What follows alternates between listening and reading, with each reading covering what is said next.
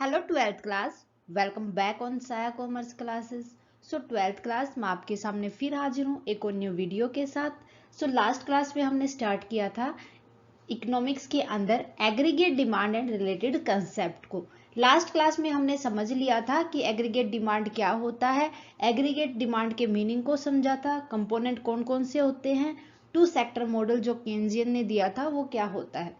सो हमने समझ लिया था कि हम किस तरीके से एग्रीगेट डिमांड का शेड्यूल बनाएंगे और उसके बेस पर हम एक ग्राफ तैयार करेंगे।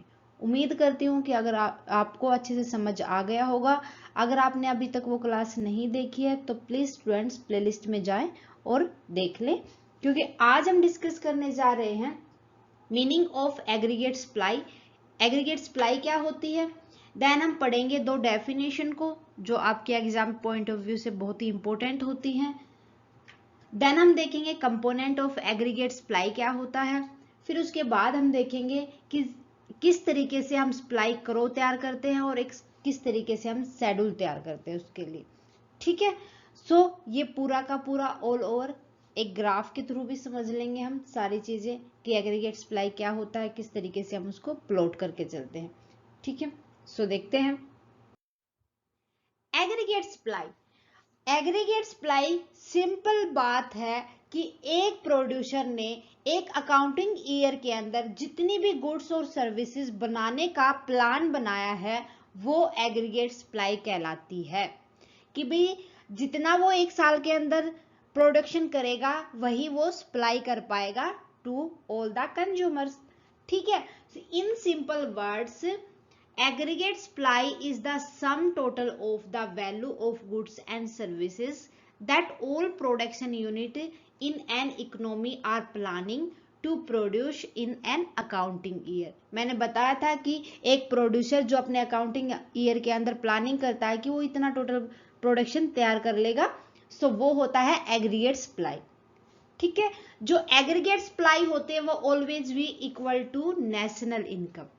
यहां पर हम कह सकते हैं कि aggregate supply is equal to national income, दोनों को हम इक्वल रख सकते हैं।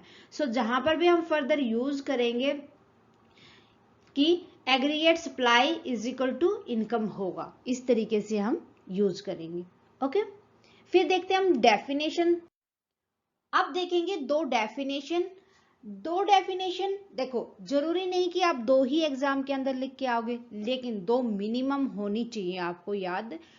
बिल्कुल डिट्टो, ये नहीं कि आप अपनी तरफ से बना के लिख के आओगे और थप्पा लगा दोगे टीआर जैन का या संदीप गर्ग का या एस के अग्रवाल का या किसी का भी नहीं। आपको जो उन्होंने डेफिनेशन बताई थी एज वैसी ही याद करनी है आपको। ठीक है।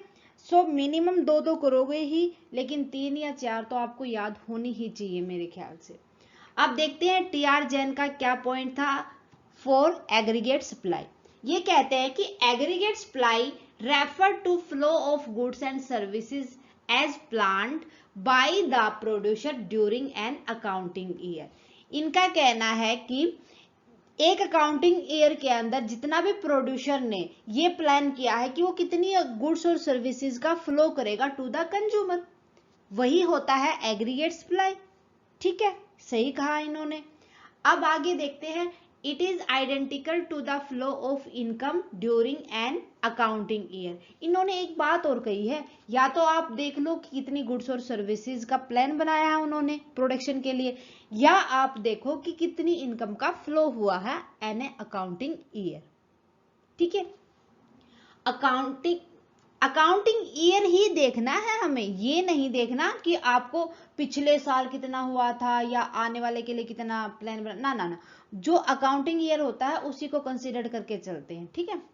Aggregate supply and income therefore may be treated as identical to each other.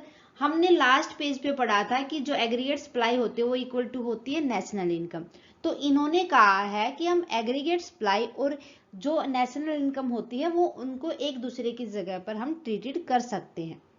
ठीक है, बात तो गलत नहीं है, हमने मीनिंग में भी यही पढ़ा है।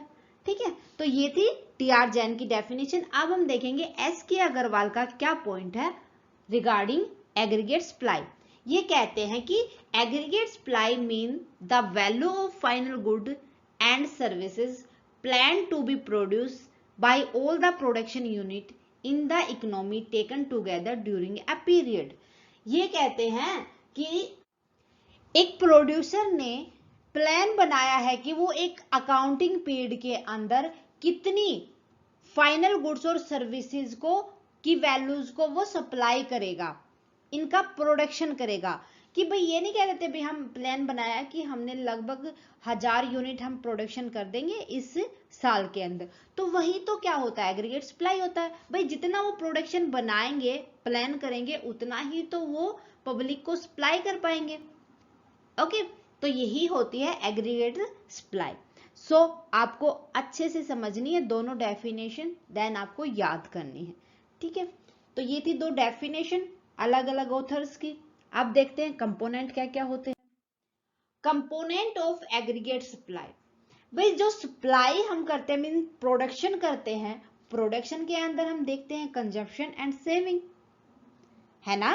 तो बैलेंस बना के चलेंगे कि हमारे पास कितनी सेविंग है, ठीक है, या हमने कितना कंज्यूम कर दिया, कितना कंजप्शन करना है। जो हमारी इनकम होती है, देखो टोटल जो इनकम होती है वो डिपेंड करती है हमारी किसके ऊपर, कितना तो हम उसमें से कंजप्शन करेंगे, यूज कर लेंगे, या उसका कितना हिस्सा हम सेव करेंगे।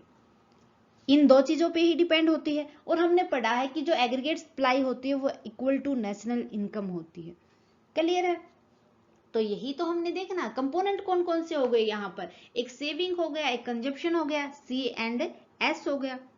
सो the major portion of national income is spend on consumption of goods and services. या तो हम अपनी इनकम का हिस्सा किसी भी गुड्स और सर्विसेज को खरीदने पे लगा देते हैं, एंड बैलेंस इज सेव्ड, और जो बचता है उसको हम सेव करके रखते हैं ताकि फर्दर हमें जरूरत हो तब हम उसको यूज कर लेंगे। It mean income is either consumed और सेव्ड, या तो हम इनकम को कंज्यूम कर लेंगे या हम उसमें से कुछ हिस्सा सेव कर लेंगे। तो यही तो दो कंपोनेंट हो गए एग्रीगेट सप्लाई के। भाई नेशनल इनकम ही तो एग्रीगेट सप्लाई है। ठीक है, यहां पर हम नेशनल इनकम निकालेंगे, कंजम्पशन प्लस में सेविंग, कितना पैसा तो हमने अपने यूज के लिए रखा है और कितना उसमें से हमने सेव किया है, वही तो हमारी नेशनल इनकम होती है। सो एग्रीगेट सप्लाई भी तो यही होगी। ठीक है, so y is equal to AS is equal to C plus में S। So aggregate supply is equal to national income, national, और both are equal to consumption plus में सेविंग। क्लियर है, कोई डाउट नहीं है। ठीक है, सो इसके बाद हम देखते हैं एक शेड्यूल के द्वारा अच्छे से समझ लेते हैं कि हमने कितना तो कंजम्पशन किया, कितना सेविंग किया, उसके अकॉर्डिंग हमारी एग्रीगेट सप्लाई या नेशनल इनकम कितना आई। ठीक है, सो देखो अब शेड्यूल के अंदर एक पर्सन की इनकम 0 है। भाई बेशक 0 हो, इनकम कुछ नहीं कमाता इंसान, लेकिन उसकी बेसिक नीड भी तो होती है, रोटी कपड़ा और मकान, उन पे तो उसका खर्च होगा ही। सो यहाँ पर कमाता कुछ नहीं, तो बेसिक नीड को पूरा करने के लिए उसने कंजम्पशन कर लिया 40 रुपीज। अब सेविंग क्या चली जाएंगी, काहे की सेविंग भाई, यहाँ पर तो उसके सिर पे तो कर्ज हो गया। सो 40 रुपीज सेविंग के माइनस में लिख देंगे। यहां पर एग्रीगेट सप्लाई हो जाएगी हमारी 0। Got my point. Then another people है जिसकी इनकम है 100 रुपी। सो वो कंजप्शन करता है 120 रुपीज का। भाई उसका खर्चा कितना है 120 रुपए का, लेकिन कमाता तो भाई साहब 100 रुपए ही है। ठीक है, तो अब इसकी सेविंग भी चली गई माइनस में, तो इसके पास एग्रीगेट सप्लाई कितनी हो जाएगी। एग्रीगेट सप्लाई हमें पता, कंजम्पशन 120 प्लस में माइनस के 20, तो 120 माइनस में 20, यहां पर 100 रुपीज। कितनी हो जाएगी एग्रीगेट सप्लाई या नेशनल इनकम, 100 रुपीज। फिर वो बंदा कमाता है 200 और कंजम्पशन कर देता है 200, खर्च भी कर दिया उसने 200 रुपए, तो उसके पास सेविंग 0 हो जाएगी। सो यहां पर एग्रीगेट सप्लाई आ जाएगी 200। देन अनदर पीपल आया जिसकी इनकम थी 300 रुपए, उसने कंजम्पशन खर्च कर दिए 280 रुपए। हाँ, अब इसके पास 20 रुपए इसने फ्यूचर के लिए बचा लिए, सेव कर लिए। अब इसकी एग्रीगेट सप्लाई हो जाएगी 280 प्लस में 20, 300। ठीक है, अब देखो यहां पर आप क्या देख रहे हो, नेशनल इनकम है जो और एग्रीगेट सप्लाई वो अभी तक इक्वल है। इक्वल है ना। सो बस यही तो हमें देखना है। फिर इनकम हुई उसकी 400, उसने 360 रुपीज तो कंज्यूम कर दिए, खर्च कर दिए, और 40 रुपीज सेव कर लिए। यहाँ पर एग्रीगेट सप्लाई कितनी हो जाएगी, 360 प्लस में 40, वही 400। भाई साहब क्या देखना हमें, जितने वो इनकम होगी उसी को तो या तो सेव कर लेगा या वो कंजप्शन कर लेगा, फालतू कहाँ से लेके आएगा, चोरी चकारी थोड़ी ना करेगा वो। ठीक है, फिर बात करते हैं 500। 500 में से उसने 440 तो कंज्यूम कर दिए और 60 रुपीज सेव कर लिए, वही उसके पास एग्रीगेट सप्लाई हो गई 500। फिर उसकी इनकम आई 600, देन 520 उसने कंजप्शन पे कर दिए, खर्च कर दिए मीन्स, और 80 उसने सेव कर लिए, तो उसके पास एग्रीगेट सप्लाई हो गई 600। अब देखो एग्रीगेट सप्लाई और नेशनल इनकम दोनों इक्वल है, वो तो हमें पता है इक्वल है। ठीक है, ये था शेड्यूल। अब देखो आप एक ग्राफ कराओ, देखो इसका सप्लाई करो। यहां पर आपके पास ये है स्पेंडिंग, जितना उसने कंजप्शन मतलब जितने भी उसने पैसे लगाए, ये उसकी नेशनल इनकम हो जाएगी, और एग्रीगेट सप्लाई जितनी है उसकी। अब उसके पास जीरो इनकम थी, लेकिन उसने कुछ रुपए तो खर्च किए ना भाई, बेसिक नीड तो उसने पूरी की है, सेविंग चाहे कुछ की हो या ना हो। सो इस लाइन पर हम दिखा देंगे, यहां पर उसने जितना भी एग्रीगेट सप्लाई को दिखा देंगे, और ये हो जाएगी एग्रीगेट सप्लाई करो। ठीक है, एग्रीगेट सप्लाई को ही तो दिखाएंगे ना यहाँ पर टोटल, पहले उसने 100 खर्च किए। ठीक है, उसकी इनकम जब 100 हो गई तो एग्रीगेट सप्लाई भी इतनी हो गई थी। अगर उसकी इनकम 200 थी तो एग्रीगेट सप्लाई भी 200 थी, इनकम 300 थी तो एग्रीगेट सप्लाई भी 300 थी। ठीक है, तो यहाँ पर हमने देखा कि जो इनकम है वो इक्वल टू है, या तो आप बोल दो एग्रीगेट सप्लाई या बोल दो C plus S, consumption plus में सेविंग। ठीक है, तो आपका ये सीधी लाइन, सीधा कर्व बनेगा एट 45 डिग्री। ठीक है, तो ये था हमारा ग्राफ और ये शेड्यूल। उम्मीद करती हूँ कि आपको अच्छे से समझ आया होगा, बहुत ही इजी टॉपिक है, दोनों के दोनों, एग्रीगेट डिमांड एंड सप्लाई दोनों। ओके, सो स्टूडेंट मेरे ख्याल से आज के लिए बस इतना ही, मिलते हैं नेक्स्ट क्लास में। नेक्स्ट क्लास के अंदर हम डिस्कस कर लेंगे इन्वेस्टमेंट को, वो भी बहुत ही इंपॉर्टेंट टॉपिक है। सो क्लास कैसी लगी मुझे कमेंट करके बता दे। किसी भी पॉइंट के ऊपर आपका डाउट रहता है तो प्लीज मुझे कमेंट कर दीजिए, जितना जल्दी पॉसिबल होगा मैं आपके डाउट को सोल्व करूंगी। क्लास अच्छी लगी तो प्लीज अदर स्टूडेंट के साथ शेयर करना ना भूलें, लाइक करें। अगर आपने अभी तक चैनल को सब्सक्राइब नहीं किया है तो प्लीज सब्सक्राइब कर लें और बेल आइकन को दबा लें, ताकि आने वाली क्लास की नोटिफिकेशन आपको मिल जाए। So thank you very much student, मिलते हैं नेक्स्ट क्लास में। Bye bye and take care.